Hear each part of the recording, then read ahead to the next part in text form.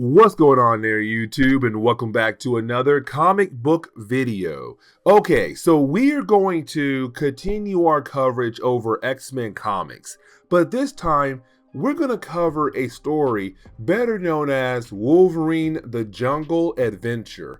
Yes, you heard that right. That's the name of the actual book. Now, this was a very interesting book, and the reason why, because it's the first time Wolverine had fought against Apocalypse in Marvel Comics. Yes, you heard that right. This is the first time Wolverine fought against Apocalypse. And matter of fact, there were some plans when it comes to Apocalypse that was going to be used when it came to Wolverine. But we'll talk more about that down the road at the very end of this video. But let's go ahead and dive into this very interesting story.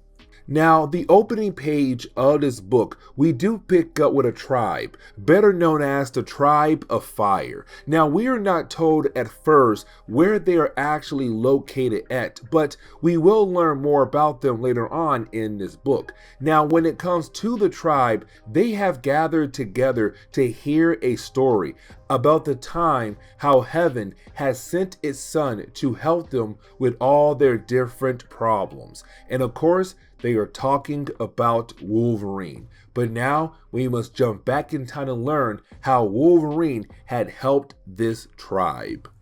And so getting into the flashback, we actually do pick up with the Tribe of Fire right now praying to their gods. Matter of fact, they're praying to a lighter as a way to pray to their gods. But they're hoping that their gods would actually help them with all their different problems, to send somebody who could actually help them. And that is when you have Wolverine appear. Now, when Wolverine appears, he appears on plane, but apparently the only reason why he came to this exact location is to find a lighter that apparently he has been looking for a good few weeks. Now, once he does find the lighter, but also realize that he is surrounded by the Tribe of Fire, he's kind of wondering what in the world is going on.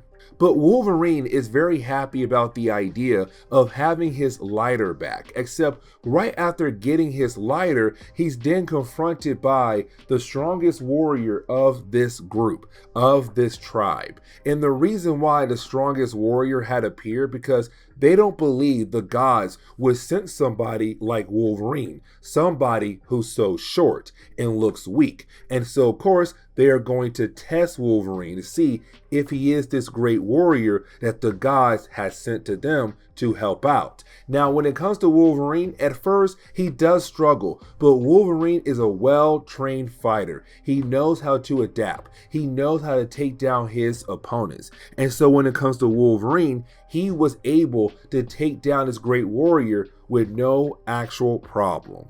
Now, after you have Wolverine being able to take down the Great Warrior, you then have the Tribe of Fire begin to properly take care of Wolverine. Matter of fact, they give him a cave that's only suited for somebody like him, somebody who was sent by the gods to help them. Now, once you have Wolverine being able to settle inside the cave to get some rest, he's then confronted by the Great Warrior. And the Great Warrior's name is Gok. And I really hope I pronounced that correctly. Now, when it comes to Gok, at first, you will believe, okay, it has to be a powerful man, a powerful male. But we kind of find out it's actually a woman. Now, for Wolverine, this is great because one, she's like halfway naked, so he's automatically like, dude, you look hot. And two, it's a lady, and Wolverine loves ladies. Now, when it comes to Gok, she wants to know more about Wolverine, like, where did he come from? Why are you here? Were you actually sent by the gods? Now we begin to learn how in the world did Wolverine end up here in this jungle looking for his lighter. And so when it comes to Wolverine, he tells us how he arrived at this location. You see, in the past, you had Wolverine be invited to a theater to watch a play. Now, when it came to Wolverine, he's kind of like, whatever, I'll go to it. And he did. He enjoyed it. Now, when it came to the intermission, he went outside to get some fresh air. But then he was confronted by another guy who handed him a letter, a note, that was supposedly left behind by Jean Grey. Now, Wolverine knew it was not Jean Grey. The scent on the letter did not match her scent, but either way, he followed the directions on the letter, and it said, go behind the theater, which Wolverine did, except when he did, he was confronted by a cyborg. Now, at first, Wolverine had to protect himself, but after doing that, he was able to take down the cyborg. Now, at first, Wolverine believed that it was actually a superhuman being, not realizing it was a cyborg. Now, after killing off the cyborg, he was able to use his abilities to figure out where the cyborg actually came from. And he found out it came from the Savage Land. And now we know the Tribe of Fire, they're from the Savage Land. And so you had Wolverine begin to travel over to the Savage Land. Now, something else I do want to mention is that before he left, he also told us that his lighter was missing. And so now that explains why he arrived in front of the Tribe of Fire. Because while traveling to the Savage Land, he realized that he had picked up the scent of his lighter and said, you know what? Let me head there to see if there's any kind of clues on why in the world my lighter is here in the middle of the Savage Land after losing it back at the theater. Now, after hearing that story, we can see the tribe beginning to praise Wolverine, really showing that he could possibly been sent by the gods to actually help them. Now, we already know that he was not really sent by the gods, but for them, they believe that. And when they see him attack different kinds of creatures and being able to kill off the different kinds of creatures with his bare hands, it really shows for them that, yeah, he was sent by the gods. They love the Wolverine. Matter of fact, they call him that, the Wolverine, and they love him very much. Now, after a while, you have Wolverine just living a peaceful life with this tribe. He's actually enjoying the idea of being with them. But then here comes the problem. You see, out of nowhere, you have a group of hunters return to tell a very sad story that apparently a powerful creature that this tribe had been having problems with has returned. It's better known as the Honker of Doom. Now, it's a T-Rex, but they call it the Honker of Doom. But apparently the Honker only appears once every year or sometimes once a month. Either way, when it does appear nearby a hunting group, it always takes somebody away. Somebody always dies when the Honker of Doom appears. And apparently this hunting group had lost somebody known as Kafkal. Now, when it comes to Kafkal's father, he wants revenge against the monster. Now, at first, it's Wolverine kind of wondering, how powerful and crazy is this creature? And the way the tribe actually explains the creature to Wolverine, he would believe that it's some actual big beast. But later on, he's going to learn that it's actually a T-Rex. Now, when it comes to Wolverine and the Tribe of Fire, they actually do bring an entire big hunting group to hopefully bring down this beast. Now, at first, this beast is actually a struggle for Wolverine. There's a point where Wolverine is actually eaten alive. And for the Tribe of Fire, they're like, wait a second, he was our great warrior that was sent by the gods. And even the Honker of Doom was able to take him down. That's crazy. That's wild. What are we going to do? Now, we already know that Wolverine is not going to die that easily in the story. So after being eaten alive, he was able to cut himself out of the great beast, killing it.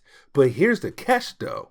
The Honker of Doom is not actually a T-Rex, an actual living being. Instead, it's a robot. And so you have Wolverine say, hey, you know what? Y'all been played the entire time. This robot was made to come to your tribe to grab somebody and take them away for unknown reasons. I need to know where exactly the Honker of Doom actually came from.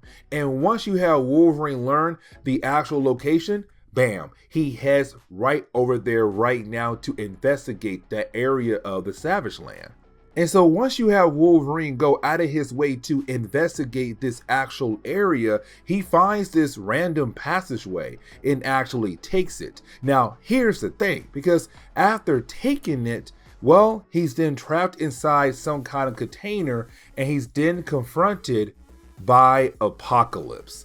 Yep, Apocalypse was the mastermind behind this entire scheme. And guys, it only gets crazier. You see, when it comes to Apocalypse, we kind of find out that he is creating cyborgs to be the perfect assassins for him. Now, let me explain. So when it came to that T-Rex, after we learned it was a robot, but at first, when it came to the Tribe of Fire, they didn't know that. For them, the great monster was this great creature that would only appear every once in a while to grab one of their people and take them away. And they never saw that person ever again. And the reason why? Because that great creature was a robot working for Apocalypse to grab somebody to bring them back to him so that he could use them for his experiment, to turn them into cyborgs. Now remember, the Tribe of Fire said that sometimes the great creature would only appear once a year, once every 3 or 4 months. It all depends on Apocalypse and his ability into creating the cyborgs. If he found a way to move faster, the creature would appear more often. But if he had to wait a while to regather resources, it would take a while for the creature to reappear. Now, when it came to Wolverine, he fought against a cyborg earlier. That cyborg came from Apocalypse because Apocalypse wanted Wolverine here to make Wolverine his next cyborg, to use him because he would be the perfect assassin. Now, Wolverine is currently trapped right now inside a container, but then Wolverine is actually saved by Gak. Now, guys, after being saved by Gak and being able to break free, you have Wolverine go to town on Apocalypse, starts beating him down. Now, at first, I'm like, yo, there's no way that Wolverine is going to beat Apocalypse. But in the first few pages of their battle, it's Wolverine just cutting up Apocalypse, leading folks to believe that Wolverine is actually going to win. But we kind of find out that this Apocalypse is actually a robot. Now, before Wolverine kills off this robot version of Apocalypse, we also do learn that this Apocalypse is not thinking the same as the original Apocalypse, because this one right here was trying to create cyborgs as a way to kill off mutants, to make the world safe for humans. And that's not Apocalypse at all. This is a robot that has just gone completely in a different direction from its creator. But once you have Wolverine get rid of the robot, well, he's then confronted by the real Apocalypse. Now, this is where I kind of want to talk more about Apocalypse, because I saw something saying that when it came to Chris Claremont and the writing team around that time he worked with, the original goal for Apocalypse was to be the actual reasoning behind Wolverine and Weapon X. But we already know that's not actually true. Things were changed behind the scenes for other characters to take up that actual role. Now, when it comes to Apocalypse, it's a very short conversation with him being there as a hologram to talk to Wolverine. And this is the real Apocalypse. And he tells Wolverine, hey man, listen, thank you for getting rid of that fake one. Like, I've been watching him and I kind of realized that sooner or later I had to take care of him because he was no longer working in my goals. But at the same time, I realized that he was going to pick you as his next target to work on. And I felt like this was the perfect time to test you, to watch you and learn more about you. Now, their conversation ends very quickly with Apocalypse just ending the call as a hologram. Now, when it comes to Wolverine's lighter, it was actually a gift given to him by Nick Fury. Inside the lighter is a secret weapon that allowed Wolverine to blow up the entire base that belonged to Apocalypse, the robot Apocalypse. But once the lab is gone, Wolverine is able to just continue on his life. Matter of fact, he leaves the tribe of fire behind to go back home to the X-Men. There's one more thing I do want to talk about. The idea of Wolverine having a son. Yes, you heard that right. You see, at the very end, the very last page of this book, we do see Gok holding a son, and the son's name is Arista. But apparently, we were left to believe that the young boy is Wolverine's son. You see, there was a handbook back in 2004, a X-Men handbook, that did mention the idea of this boy being Wolverine's son. So yes, Wolverine has another child out there, but unfortunately, we don't see this child ever again in Marvel Comics. So yeah, that's crazy. But you know what, guys? This is where we are going to end today's comic book video. Later.